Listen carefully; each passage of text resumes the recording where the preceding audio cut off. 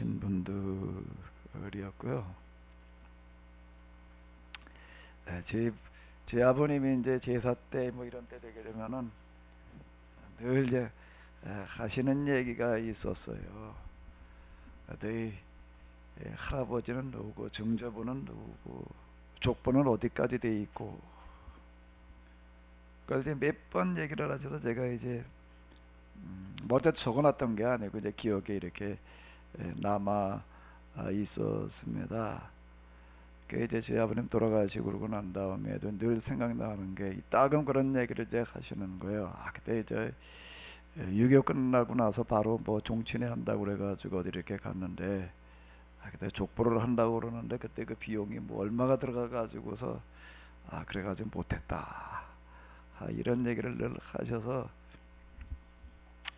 그게 이제 좀 나이 먹다 보니까 좀 생각이 나더라고요. 그래가지고 늦었지만 이제 좀 족보를 좀 만들어 놔봐야 되겠다.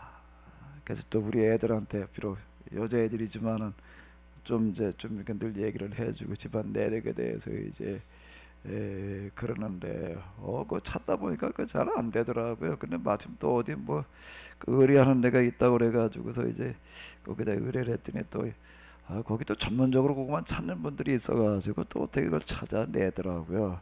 근데 대충 이제 족보를 그래도 이렇게 좀 만들어 놨는데 이제 사도행전 지금 우리가 읽어 내려가는 이 부분은 우리 기독교인들에게 어디에 해당되어지는가 하면 족보 뿌리 중에서도요 원뿌리에 해당되어지는 거예요. 이 부분은 대단히 중요한 겁니다. 지금 대단히 중요한 어떤 그런 내용들을 지금 우리가 이렇게 보는 건데, 이게 뭐 짧은 시간에 이걸 다 설명한다는 게 쉽지 않아 가지고 이제 좀 그런데요.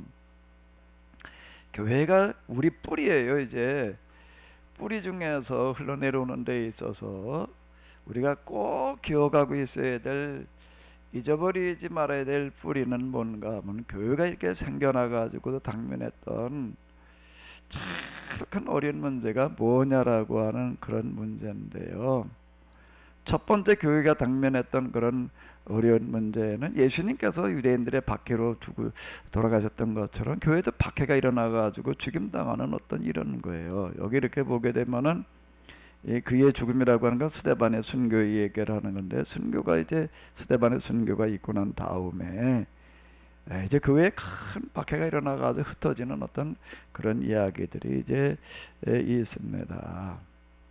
근데 스데반이 죽은 이유가 뭐냐라고 하는 거는 우리가 꼭 기억해 줘야 될 부분입니다. 이거 족보로 얘기를 하면 우리의 시조에 해당되어지는 뿌리와 같은 그런 건데, 스데반이 뭐 때문에 죽었냐면 예수님이 나가다 전하다 죽었다, 그게 아니고 대충 우리가 그렇게 생각을 하는데, 그 얘기가 아니라 스데반이 유대인들의 신앙에 잘못됐다는 것을 지적하다가 죽는 거예요. 그 잘못됐다라고 얘기하는 부분이 뭐라고? 유대인들의 신앙 가운데 어느 부분에 잘못됐다는 거죠?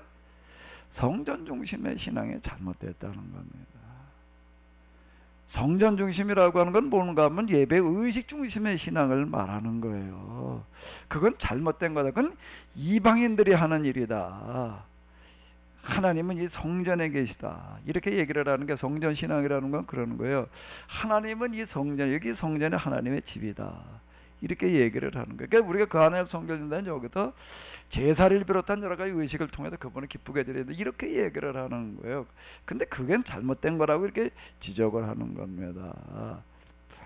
자, 이제 스데반은 이제 이걸 얘기하다가 이렇게 이제 죽었어요. 그것 때문에 이제 박해가 일어나서 유대인들이 이제 대대적으로 박해를 하게 되는데, 교회가 당면했던 첫 번째 박해는 뭔가 하게 되면 저 어려움은 유대인들의 박해예요. 그것 때문에 예수님도 돌아가셨고 스데반도 죽었고 교회에 또 이제 어려운 문제가 이렇게 왔는데, 이 부분 때문에 교회가 이제 예루살렘에서 시작해서 유대, 사마리아, 이방 지역, 땅 끝은 이방 지역을 얘기를 하는 걸로 이제 흩어지는 어떤 그런 일들이 이제 일어나게 이제 되었습니다. 이제 사도 바울은 기독교인들이 이방 지역, 다메섹이라고 하는 곳에 좀 많이 가 있다. 그러니까 여기 있는 사람들 잡으러 가다가 이제 여기서 다시 이제 오히려 회심하는 그런 일들이 이제 일어나게 되는데, 자, 우리 기독교 신앙의 뿌리. 무슨 일들을 겪으면서 여기까지 왔는가라고 하는 거가 이제 아주 중요한 건데요. 제일 처음에 이제 오는 박해는 스데반 때부터 시작이 되어지게 되는데, 그 부분은 뭔가 하게 돼. 스데반은 뭘 얘기하다가 죽었다고요? 유대인들의 신앙이 잘못됐다는 걸 얘기하다가 죽은 거예요. 이 사람은요, 잘못된 걸 얘기하다가 죽은 거고, 그 다음에 이제 이방 지역으로 이제 넘어가게 됩니다. 사도 바울이 다메섹에 있는 기독교인들을 잡으러 가다가 이제 돌변하고 난 다음에 더 이상 이제 이방 지역에 나가 있는 기독교인들을 쫓아다니면서 죽이겠다, 이제 이런 것까지는 이제 안 했어요, 유대인들이요. 그리고 나서 이제 그 다음에 일어나는 일들이라고 하는 거가, 두 번째로 교회가 당면하고 있는 어려운 문제라고 하는 것들 15장으로 넘어가서 이제 우리가 만나게 되는데, 이제 오전에 우리가 봤던 이런 내용이 되는 거예요. 첫 번째 어려움은 어디서 왔는가 하면 교회 밖에서부터 오는 어려움이었습니다. 그럼 박해라는 이름으로 이렇게 왔고, 이제 조금 더 있다 보게 되면 로마 제국으로부터의 박해, 이제 이런 것들이 있습니다. 근데 그 이후 교회사를 보게 되면은 교회가 당면하는 진짜 어려움은 외부에서 오는 박해가 아니었어요. 유대인들의 박해, 로마 제국의 박해, 아주 교회를 없애버리려고 다 잡아 죽이는 어떤 그런 소탕 작전으로 나가는데, 사실 그것도 뭐 어려운 건 어려운 거죠. 그 상황을 이겨냈다라고 하는 것도 정말 쉽지 않은 어떤 이런 건데, 근데 그보다 훨씬 더 어려운 문제가 있었습니다. 그게 뭔가 하면 교회 밖에서 오는 게 아니라 어디서 오는 거예요? 안에서 오는 어떤 이런 문제예요. 안에서 오는 문제인데, 이게 이제 마귀의 작전이라고 이렇게 본다면은 두 가지. 하나는 외부로부터 박해를 통해서 아주 없애버리려고 하는 방식이 하나가 있는 거고요. 또 하나는 이제 그게 안 먹혀 들어가니까 그 다음에는 어떤 방식으로 오는가 하게 되면 내부에서부터 오게 하는 어떤 이런 건데요. 내부에서부터 오게 하는 건데, 어떻게 되어지는가 하게 되면은 복음에 대한 해석을 다르게 해 놓는 방법을 이제 택하는 건데, 그런데 여기에 이제 이 마귀의 앞잡이 노릇을 하는 사람들, 마귀의 도구 노릇을 하는 사람들은 어떤 사람들인가 하게 되면은, 어떤 사람이 마귀의 도구가 되어지는가 하게 되면은 신앙에 열심이 없는 사람들이 아니라, 신앙에 열심이 없는 사람들은 마귀가 갖다 쓰지도 않아요. 왜? 아니, 써먹으려면 열심히 써야지 써먹지. 열심이 없는 사람은 아예 마귀가 쓸 수 있는 대상도 아니에요. 그러니까 마귀에게 쓰이는 사람이 특징의 첫 번째가 뭐라고? 신앙에 대한 열심이 있는 사람이에요. 열심히 있는 사람 중에서, 그러니까 이게 참 안타까운 거고, 우리가 이걸 잘 염두에 둬야 될 일이에요. 신앙에 열심히 있으면서 그 다음에 어떻게 하는 사람들인가 하면 잘못 이해할 소질이 있는 사람들을 갖다가 마귀가 쓰는 겁니다. 근데 이 부분이 훨씬 더 위험한 거예요.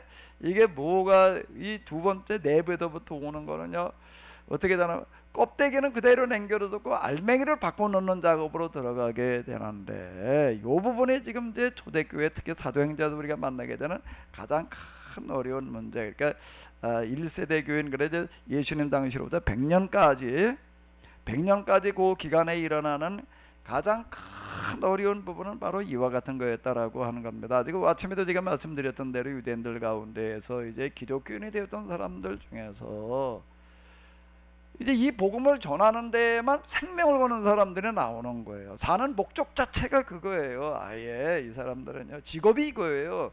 그래가지고 그 먼 데까지 와가지고도 이제 이걸 가르치러 다녀요. 전하러 다녀요. 그런데 문제는 어디에 있는가 하게 되면 어떻게 됐다는 거예요? 해석을 잘못하는 데 있는 거예요. 자기들이 이야기에 그동안 자기들이 지켜오던 율법을 이방인들도 지켜야 된다라고 이렇게 이야기를 해 놓는 겁니다. 그런데 이 부분에 대해서 이게 얼마나 위험한 것인가, 어떻게 보게 되면 뭐 별거 아닌 것 같아요.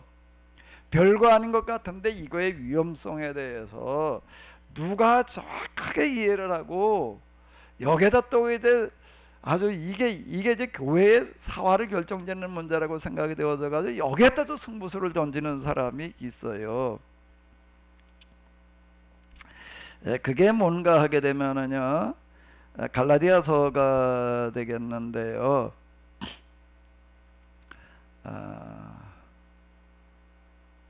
자, 1절을 한번 읽어보시도록 하겠습니다. 사도인 나 바울은 이곳에 있는 믿음의 형제들과 더불어 갈라디아 여러 교회에 이 편지를 씁니다. 나는 이 사도직을 어떤 단체나 대리자에게서 받은 것이 아닙니다. 예수 그리스도와 그분을 죽은 자 다시 살리신 아버지 하나님께 직접 받은 것입니다. 예, 여기 보게 되면 사도 바울이 이렇게 얘기를 하고 있습니다. 나는 이 사도직을 어떤 단체나 대리자에서 받은 것이 아닙니다. 어떤 단체나 대리자라고 하는 것은 여기서 누구를 얘기를 하는가? 예수님의 12 제자들을 얘기를 하는 건데, 그 사람들한테 내가 받은 게 아니라 누구로부터 받았다는 거예요? 예수 그리스도 그분을 죽은 자 가운데서 다시 살리신 아버지 하나님께 직접 받은 거라고 이렇게 얘기를 하고 있습니다. 왜 이 말을 갖다가 지금 갈라디아서 지역에 있는 교회 보내는 편지에서 처음으로 다 이런 것도 얘기를 하고 들어가는가 하게 되면은, 여기서 우리가 이렇게 본 것처럼, 자, 율법을 지켜야지만 구원받는다, 이방인도 이걸 지켜야 된다라고 이렇게 얘기하는 이와 같은 어떤 사람들, 그리고 또 여기 이렇게 보게 되면 또 이제 이런 사람들인 거예요. 그런 사람들 5절 한번 읽어보겠습니다. 바리새파 중에 믿는 어떤 사람들이 일어나 말하되 이방인에게 할례를 주고 모세의 율법을 지키라 명하는 것이 마땅하다라고 얘기하는 사람들, 바리새파 중에서 이제 교인이 된 사람들 가운데 이제 이런 사람들이 있는데, 그런데 이제 이방인들은 그걸 지켜야 될 게 아니다. 지키긴 지키는데 조항대로 지켜야 될 게 아니라 그 정신을 지켜야 된다. 그 할례는 이제는 육체에 받아야 될 게 아니라 마음에 받아야 된다. 자, 이렇게 이야기를 하는 거고요. 그리고 제가 전에도 말씀드린 대로 율법이라고 하는 것은 유대인들에게만 주어지는 것이 아니라 이방인들에게도 똑같이 주어졌다. 유대인들에게는 모세를 통해서 주어진 기록된 율법, 성문율법이고, 이방인들에게는 뭐가 주어졌는가 하게 되면 양심이라고 하는 율법이 주어져 있다. 그러니까 유대인들에게 주어진 성문율법이나 모세율법이나 이방인들에게 주어진 양심이나 다를 바가 없다. 똑같은 거다. 자, 이렇게 얘기를 하고 나가는 겁니다. 이렇게 얘기를 하다가 보니까는, 이렇게 얘기하는 사람은 주로 그 당시 그 예수님의 제자들 그룹들 가운데서 이 율법에 대해서 이런 이해를 가지고 이렇게 접근해 들어가는 사람은 누구밖에 없는가? 사도 바울밖에 없었어요. 이 얘기에 대해서 이제 호응을 하는 사람이 바나바고, 바나바가 그렇게 먼저 해석을 해 나가는 게 아닙니다. 바나바도 율법이나 이런 것들 그렇게 제지를 할 건데, 사도 바울은 이제 율법에 대해서 아주 이제 꿰뚫어 볼 뿐만 아니라 어떤 이해력을 가진 사람이어서 이제 이렇게 얘기를 하고 있어. 그거 전적으로 이제 따르는 사람이 이제 바나바고, 그 다음에 이제 베드로나 이런 사람들도 보니까 사도 바울이 한 얘기가 이제 옳다 그냥 이렇게 인정하는 정도였지요. 이걸 맨 앞장서 가지고도 얘기하는 사람은 이제 바울이었습니다. 근데 이제 이 사람들은 뭐라고 이제 얘기를 하는가 하면, 사도 바울에 대해서 이제 이렇게 이제 이야기를 하는 거예요. 당신이 예수님 계실 때 예수님을 본 적도 없는 사람이고, 예수님께서 세우신 제자도 아닌데 왜 다니면서 당신 얘기가 맞다라고 이런 식으로 얘기를 하느냐. 그거는 누구만 할 수 있는 건가 하게 되면, 예수님께서 직접 세우신 제자들, 그들을 뭐라고 부르는가 하면 사도라고 부르는데, 사도만 할 수 있는 거를 왜 당신이 나서서 하느냐, 이렇게 이제 이야기를 하는 겁니다. 그래서 지금 갈라디아서에서 지금 처음에 그가 하는 얘기가 뭔가 하면, 나는 이걸 누구에게서 받았다고요? 예수 그리스도와 그분을 죽은 자 가운데서 다시 살리신 아버지 하나님께서 내가 직접 받은 거다. 이렇게 이제 강조를 하는 거고요. 그러면서 이제 뭐라고 얘기를 하는가 하게 되면은 이렇게 얘기하고 있습니다.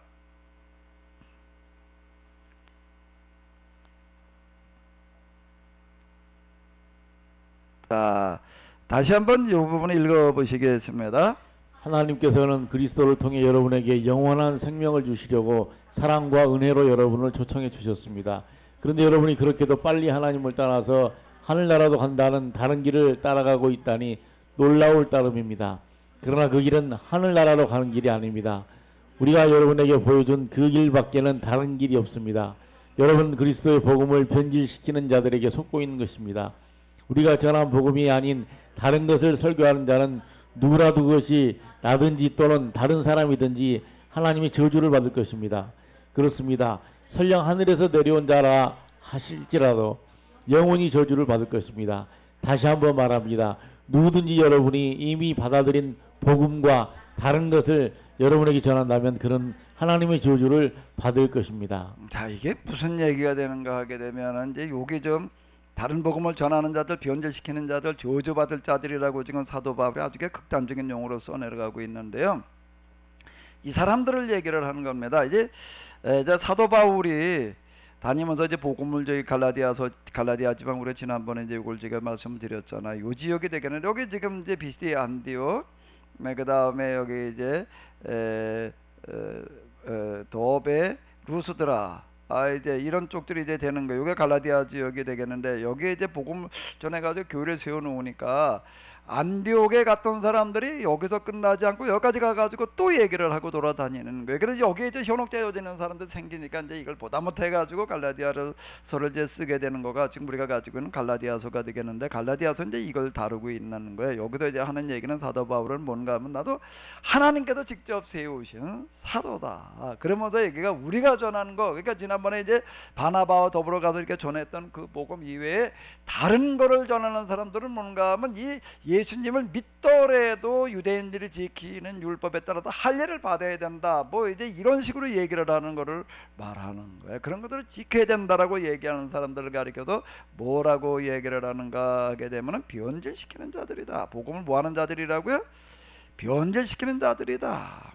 그리고 이렇게 변질시키는 사람들은 누가 됐든지 간에 그건 어떤 거라고요? 설령 하늘에서 내려온 천사를 할지라도 뭐 하다는 거예요? 영원히 저주를 받을 것입니다. 그리고 다시 한번 말합니다. 그러면 또 똑같이 이렇게 얘기를 합니다. 그 사도 바울은 여기서 왜 이렇게 얘기를 하는가 하게 되면, 이게 이제 한 50년 남짓 됐을 그 초기 때 이제 일어나는 어떤 그런 일인데, 사도 바울은 지금 뭐를 내다보는가 하게 되면은 예수님을 믿으면서도 똑같이 할례를 받아야 되고 유대인들 지키는 율법을 지킨다라고 하게 되면은 기독교는 영원히 뭐가 될 수밖에 없는가 하면 유대교의 한 부류가 될 수밖에 없다. 그리고 시간이 지나가면서 이제 기독교는 사라질 수밖에 없다라고 여기를 내다보는 거예요.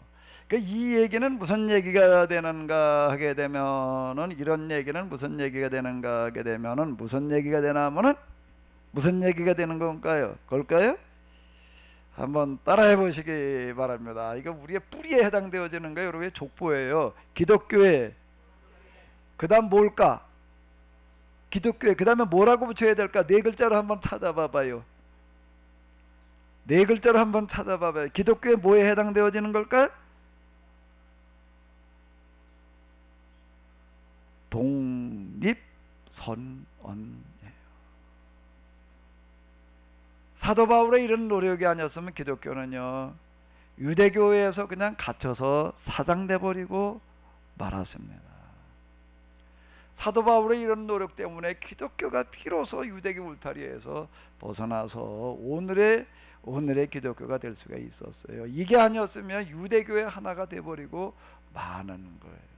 이 부분이요. 그러니까 사도 바울이 겪었던 제일 큰 어려운 문제는 뭔가 하면 그 이전 유대인들이 죽이려고 그러는 것도 어려운 문제, 그건 초기에 일어났던 일이고 후반으로 넘어가면서 이렇게 보게 되면은 교회 안에서 복음을 변질시키려고 하는 사람들 때문에 그는 제일 큰 어려움을 겪었고, 여기에 그는 아주 이제 사활을 걸었어요. 그는 여기가 뭔가 하면 기독교가 앞으로 살아남을 수 있느냐 없느냐는 문제는 여기에 달려 있다라고 이렇게 본 사람이다 라고 하는 겁니다. 그런 측면에서 사도 바울은 참 중요한 일을 해낸 사람이었다라고 하는 겁니다. 사도 바울이 한 가장 중요한 일이 뭐라고요? 기독교를 뭐 한 사람이라고요? 유대교에서부터 뭐 한 사람이라고요? 신약 성경에 다 해서 몇 권일까요? 27권 중에 바울 서신이, 바울이 쓴 교회 보낸 편지가 몇 개나 들어있을까요? 학자들에 따라서 좀 이렇게 다른데 10개 이상 들어있습니다. 그게 거진 절반이, 숫자로 봐가지고 거진 절반이 사도 바울이 쓴 서신에 들어있다라고 이렇게 이제 볼 수가 있는데, 이것 자체가 뭘 얘기를 하는가 하게 되면은 신약 성경에 숫자로 봐가지고서 절반에 가까운 그런 책에 사도 바울의 서신이다라고 하는 것 자체가 사도 바울이 얼마나 중요한 역할을 했는가라고 하는 것들을 말하는 건데, 복음을 이방적인 사람도 물론 전하는 것도 중요한 일을 한 거지만은요, 훨씬 더 중요한 거는 뭔가 하면 기독교를 유대교로부터 뭐 하는 거예요? 독립시킨 부분이 아주 중요한 역할을 한 거다 라고 하는 겁니다. 자, 이 문제를 이제 사도 바울은 어떻게 이거를 이제 해결해 나갔는가 하게 되면은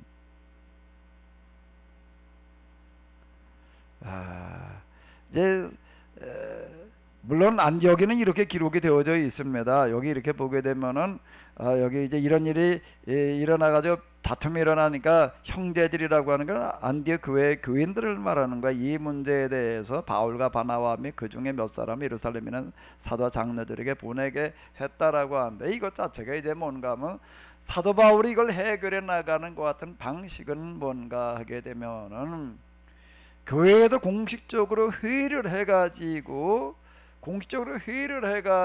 이 부분에 대해서 의견을 통일시켜 놓자라고 하는 그와 같은 방식이어서요. 사도 바울은 그 이후에 이렇게 보게 되면은 선교를 할 때마다 어떻게 하는가 하게 되면은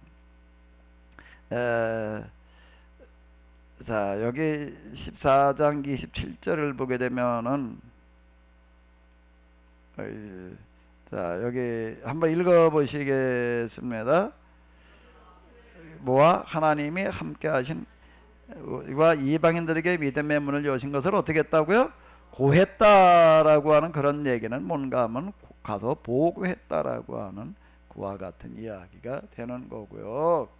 그리고 그는 그 이후 항상 어떤 선교가 끝나고 나게 되면 꼭 교회에 가가지고서 보고하는 어떤 그런 방식을 이제 취하고 있는데, 그거는 뭔가 하면 교회의 권위에 전적으로 따르는 어떤 그런 의지를 보여주는 게 되겠습니다. 이건 이제 안디옥 교회에 가서 이제 보고를 했던 거고, 그 다음에 이제 사도 바울이 하는 두 번째 방식은 뭔가 하게 되면, 안디옥 교회는 이방인 지역에 세워진 교회고 원래 교회의 원교회는 어디예요?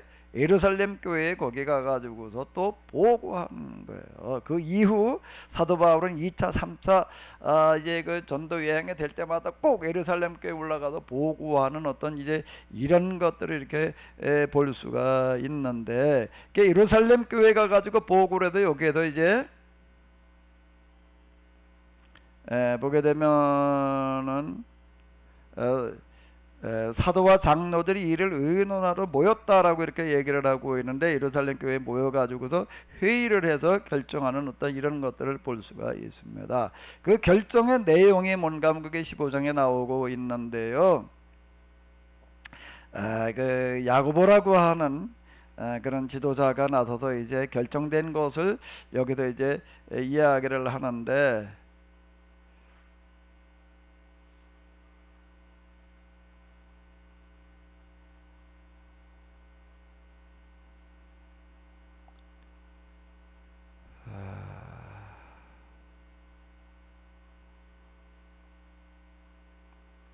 여기까지만 보겠습니다.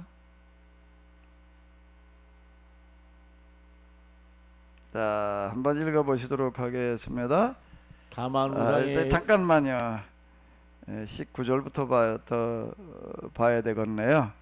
그러므로 내게는 이방인 중에서 하나님께 돌아오는 자들을 괴롭게 말고 다만 우상의 더러운 것과 음행과 목매어진 것과 피를 멀리하라고 편지하는 것이 가하니라고 이렇게 이제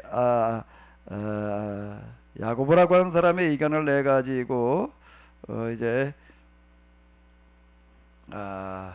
이게 유다와 실라라는 사람을 통해 가지고 안디옥 교회에 전해주는 어떤 그런 거를 이렇게 볼 수가 있습니다. 그 여기도 정해 놓은 것은 첫 번째가 뭔가 우상의 제물을 먹지 말아라 이렇게 얘기를 하는 건데요. 자, 이게 우상에게 제물로 바쳤던 것을 먹지 말고 목졸라 죽인 짐승의 고기와 피를 먹지 말고, 자, 요 부분은 뭘 얘기를 하는가 하게 되면은 그 당시에는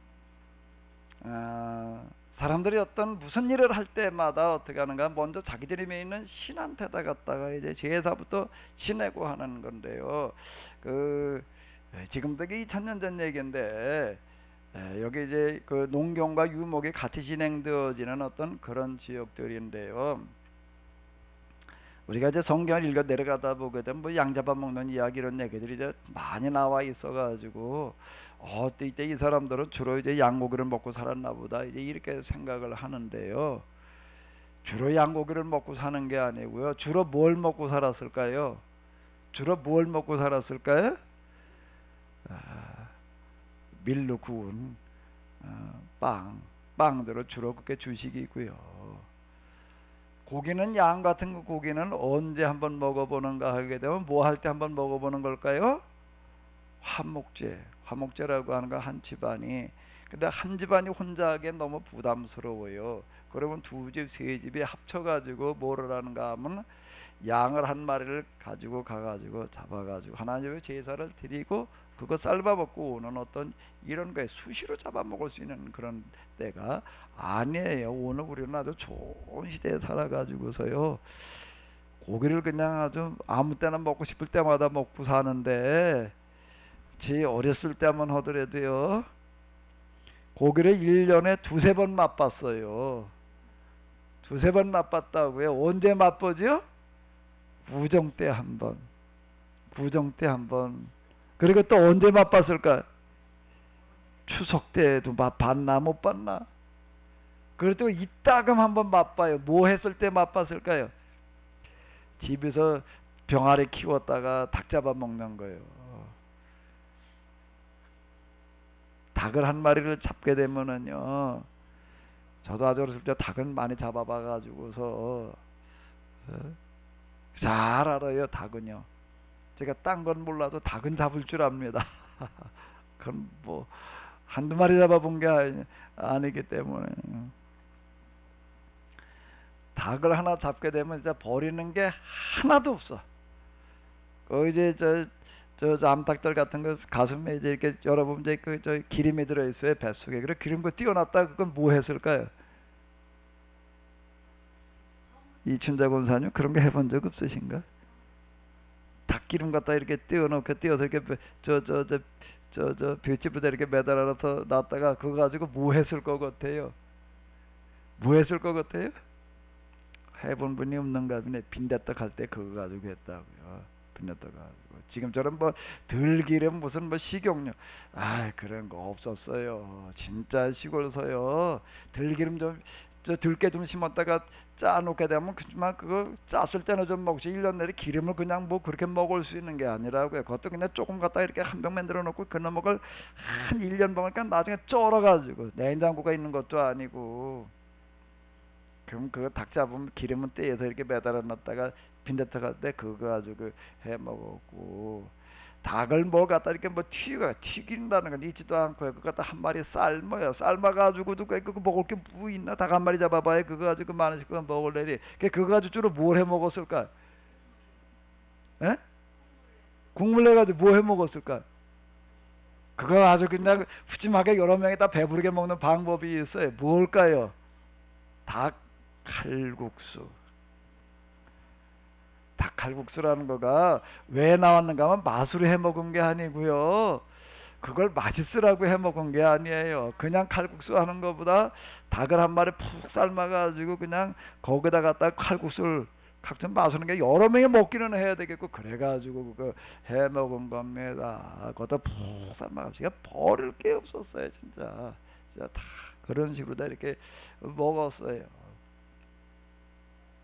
여기 이 시대도요. 짐승을 하나 이렇게 잡는다라고 하는 건 늘 잡는 게 아니에요. 한 집에서 1년에 진짜 한두 번, 두세 번 그거예요. 그것도 잡아가지고 다 먹을 수가 없어요. 그거를 어떻게 하는가 하면 내다 파는 겁니다. 내다 파는 게 시중에 나오는 이런 고기들이라고 하는 것은 뭔가 하면 다 이런 식으로 잡아가지고 먼저 신한테 갖다가 바쳤던 그런 것들이 나오는 거예요.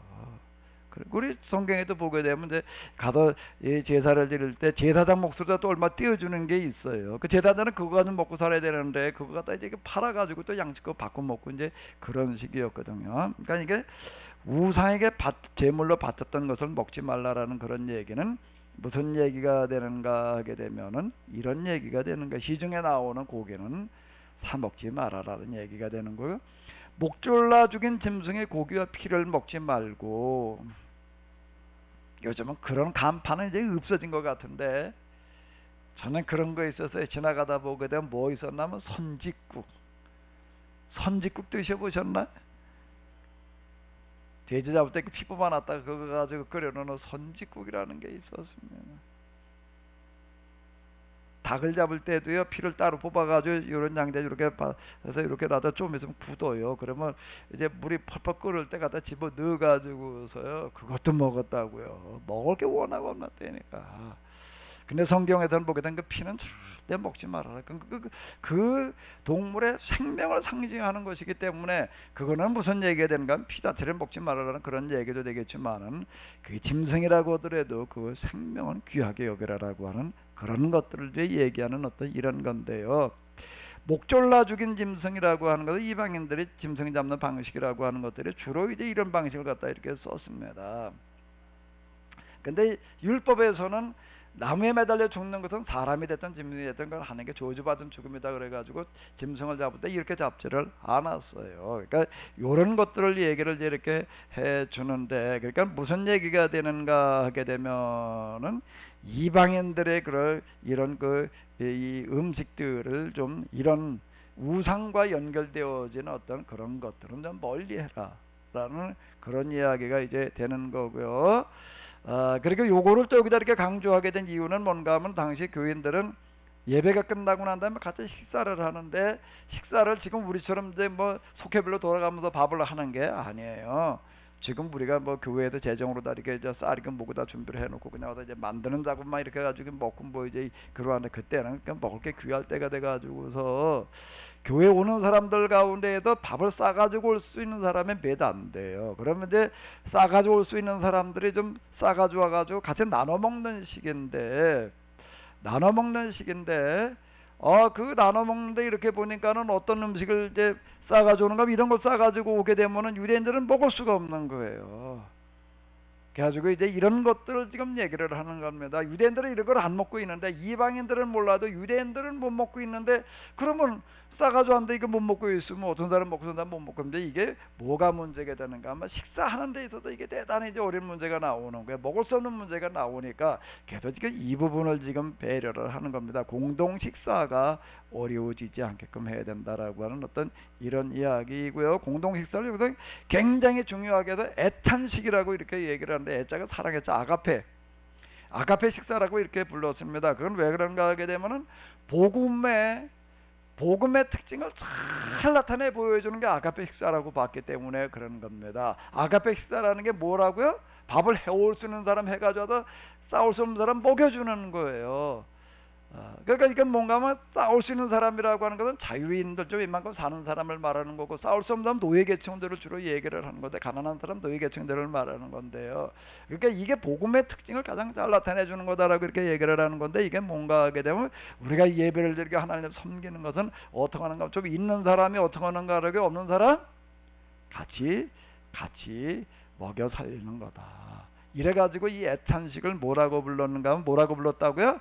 아가페 식사라고 이렇게 불렀습니다. 음란한 행동이라고 하는 것은 요즘 뭐는 뭐 야동 같은 거 뭐 이런 거 보지 말아라 뭐 아마 이렇게 이제 우리 읽어 내려가면서 그렇게 들릴지 모르겠는데, 여기서 얘기하는 것은 뭔가 하면 그 당시 우상 숭배라고 하는 것도 곧 뭐하고 연결이 되어졌는가 하게 되면은 그 신한테 이제 성을 상납하는 어떤 그런 의식과 연결이 되어져 있었습니다. 어떻게 생각해도 그런 일들이 있는 게, 자연 종교라고 하는 어떤 이런 것들이 뭔가 하면 아주 자연의 현상을 본따 가지고도 이제 종교 의식을 이제 진행을 해서 자연 종교 이렇게 얘기를 하는 건데, 짐승에 사는 걸 이렇게 보니까는 항상 암수가 있고, 그래도 어떤 분이 와가지고서 여기 은행나무를 보고서 뭐라고 얘기를 하는가 하게 되면, 은행나무가 어마어마하게 크잖아요. 여기서 은행이 얼마나 열리느냐, 그래서 제가 뭐라고 그랬을까요? 그 순놈입니다. 그랬더니 그분이 애가 아무짝에도 쓸 데가 없대. 아무짝에도 쓸데없는 게 아니라 저쪽 음물가에 있는 게 그놈이 하나 암놈인데 그 암놈 하나에서마다 한 가마니는 열립니다. 제가 이렇게 얘기를 했는데 이 은행나무는 근데 풍매화입니다. 풍매화라고 하는 건 뭔가 하게 되면은 충매화가 있고 풍매화가 있는데 충매화라고 하는 것은 벌이나 나비가 이제 꽃가루를 갖다가 묻혀가지고 다 돌아다니면서요 수정을 해줘야지 결실을 맺을 수 있는 거는 충매화가 되는 거고요. 그게 아니고 바람이 불게 되면 바람에 꽃가루가 날려가지고 가가지고서 저절로 이제 또 수정이 되게 하는 거는 풍매화라고 그러는데요. 그 은행나무는 꽃이 피기는 펴요. 안 피는 게 아닌데 그때 꽃들 그렇게 보기 좋게 볼 색깔이 있게 뭐 보기 좋게 펴놓을 필요도 없고 또 뭐든나 거기다 꿀을 만들어 놓을 필요도 없어요. 왜? 뭐기 때문에? 풍매화하기 때문에. 충매화는 어떻게 해야 되나? 벌이나 나비가 와가지고서 꽃가루를 옮겨다 주지 않으면 수정이 안 되니까는 벌과 나비를 오게 하려니까 어떻게 해야 돼요? 꽃을 아주 이쁘게 펴야 돼. 아주 이제 이쁘게 만들어놔야 돼. 그 색깔도 그냥 아주 노란 거, 뭐 빨간 거, 뭐 이렇게 해가지고서요 아주 이쁘게. 그리고 또 이쁘게만 해놓는다고 오는 게 아니에요. 또 뭐가 있어야 오죠? 먹을 게 있어요. 거기다 꿀을 만들어 놓는 거예요. 그거는 이제 벌과 나비를 오게 하기 위해서 만들어 놓는 이런 방식 이제 이거든요. 이걸 가만히 이렇게 보니까 세상에 짐승이 번식이라는 데도 그렇고 곡식이 이제 풍년이 되는 데도 그렇고 이게 모든 게 다 암수라는 게 있구나. 그래가지고 이걸 더 연결져 가지고 어떻게 더 생각을 했는가 하게 되면은 세상에 신이 우리에게 복을 줘야 되는 건데 여기까지는 신이 있어서 신이 복을 줘 그것까지는 맞는데 어떻게 생각을 하는가 하게 되면 자연계에 보니까 암수라는 게 있어 가지고 이제 번식이 되는 것과 마찬가지로 풍년이라고 하는 걸 신이 주는 건데 어떻게 신이 주나 하게 되면은 신도 남신이 있고 여신이 있어 가지고 이제 어떤 이와 같이 짝맞추기를 통해 가지고 복을 준다라고 이렇게 생각을 했어요. 그래가지고 이제 신을 섬길 때 남신을 섬기고 또 뭔 신을 섬겨요? 여신을 섬깁니다. 그 자연종교, 우상종교는 꼭 남신이 있고 여신이 있어요. 그리고 거기 가가지고서 제사를 지내는 거는 뭔가 하게 되면은 남자들은 가서 이제 그 여자 제사장한테 가가지고서 성을 바치는 거고 여자들은 가게 되면 남자 제사장한테 가서 성을 바치고 오는 어떤 이런 게 그러다 보니까 이 성전이라고 하는 자가 뭐가 되는가 하게 되면은 어떤 하나의 그 성창 이제 그 종교적인 어떤 이제 성창이라고 이렇게 불러가지고 이제 성적인 어떤 그런 교제의 자리가 되어진다라고 해서 성창이라고 이렇게 불렀습니다. 이 구약에도 이렇게 보게 되면은 우상 종교를 철저하게 금하라라고 하는 얘기는 바로 이와 같은 얘기가 이제 되는 건데 여기 지금 음란한 행동을 하지 말라는 얘기는 무슨 얘기가 되는가 하게 되면은 우상 종교에 드나들지 말라라는 와 같은 이야기가 이제 되는 건데 이렇게 이제 결정을 해놨습니다. 결정을 해가지고서 이제 우리 교회에서는 이제 어떻게 하는가 하게 되면은 이방인들이 예수님을 믿을 때 뭐 받을 필요가 없다? 할례 받을 필요가 없고 유대인들이 지키는 것과 같은 그와 같은 율법들을 지키지 않고라고 하는 거가 그런 건 아주 안 지킨다는 얘기가 아니라 그런 율법의 조항의 형식을 지키지 않고 뭘 지킨다는 거죠? 정신을 지킨다. 정신을 지킨다라고 하는 그와 같은 그거를 뭘로다가 이게 대신 이제 할례는 안 받아요. 그리고 이때 모두 안 하는가 하게 되면은 유대인들이 지키는 것 같은 정결례라든지 어떤 안식일법이나 이런 것들은 안 지켜요. 대신 그럼 뭘 했을까요? 우리는 이제 그런 형식을 지키지 않고 마음으로 지킨다라고 하는 결단을 뭘로 했다고요? 할례를 받지 않고 뭘 받는다고요? 세례를 받는다고요. 세례가 그걸 묶어가지고 얘기하는 거예요. 교회 그 당에 가장 중요한 종교의식 가운데 세례가 이제 자리 잡고 있는 거 바로 이와 같다라고 하는 건데요. 이걸 결정으로 이제 이렇게 해놨습니다. 이렇게 해놨는데 이렇게 해놨는데도 불구하고요, 이걸 또 안 따르는 사람들이 생겨요. 그렇게 해놨어도, 교회도 이렇게 결정을 해놨어도, 이제 교회는 우리는 다 앞으로 이렇게 한다라고 하는데도 그거를 안 지키는 사람들이 계속 나오는 거예요. 그 사람들 이야기가 어디에 나오는가요? 갈라디아에서 있는 얘기는 예루살렘 회의가 끝나고 난 다음에도 있는 그와 같은 이야기, 예루살렘 회의 이전의 얘기가 아니고요.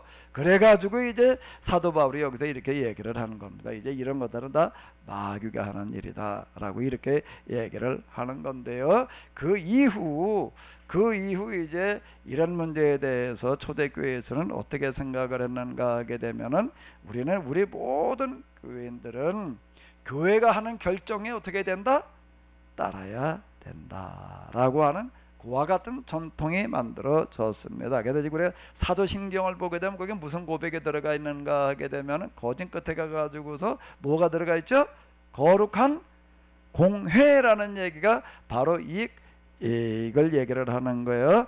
거룩한 공회와라고 이제 그러고 나하고 성도가 서로 교통하는 것과 죄를 사하여 주시는 것과 몸이 사는 것과 영원히 사는 것을 믿습니다 라고 이제 이렇게 고백을 하게 되는데, 그 공회라고 하는 얘기는 무슨 얘기인가 하면 바로 이런 부분을 이야기를 하는 겁니다. 교회에서 하는 결정을 우리가 어떻게 한다는 거예요? 따른다. 그건 그 누구의 결정이기 때문에? 하나님의 결정이기 때문에 이렇게 이야기를 하는 겁니다. 그런데 그걸 따르지 않는 사람들이 생기는 거예요. 그 사람들을 뭐라고 불렀는가 하면, 그 사람들을 뭐라고 불렀다고요? 이단이라고 불렀다라고 하는 겁니다. 이단은 어떤 사람들이 이단이었는가 하면, 교회에서 내린 공식적인 결정을 따르지 않고 계속 자기 생각대로 하려고 하는 사람들을 뭐라고 그랬다고요? 교회에서 얘기하는 이단은 그런 사람들이 이단이었다라고 하는 겁니다. 이거는 교회는 절대 분열이 되어져서는 안 된다라고 하는 그런 이야기고, 복음은, 성경은 자기 나름대로 해석을 해서는 안 된다라고 하는 어떤 그런 이야기가 되는 겁니다. 왜 그런가 하면, 이걸 잘못 해석을 해놓게 되면은 그 이유가 아주 심각한 문제가 나오기 때문에 그런 건데, 이 사람들이 볼 때는 이게 맞다라고 생각했을지 모르지만은, 이방인들이 예수님을 믿더라도 율법을 지켜야 된다라고 이렇게 그냥 단순하게 그렇게 생각했을지 모르지만은, 그게 정말로 교회에서 그렇게 되었다라 교회라고 하는 것은 없어질 수밖에 없었다라고 하는 그런 이야기가 되는 겁니다. 자, 우리 교회의 뿌리 아주 원리로 올라가서 이렇게 보게 되면은, 교회가 당면한 가장 큰 어려운 문제는 뭐였다고요? 교회 밖에서 오는 박해가 아니라 뭐라고요? 교회 안에서 오는 뭐라고요? 교회 안에서 오는 무슨 문제라고요? 복음을 어떻게 하는 거예요? 변절시키는 거죠. 잘못 해석하는 거예요. 잘못 해석하는 거. 자, 여기에서 이렇게 보게 되면은, 우리가 신앙을 지켜나가는 데도 가장 중요한 거가 뭐가 가장 중요한 거라고요?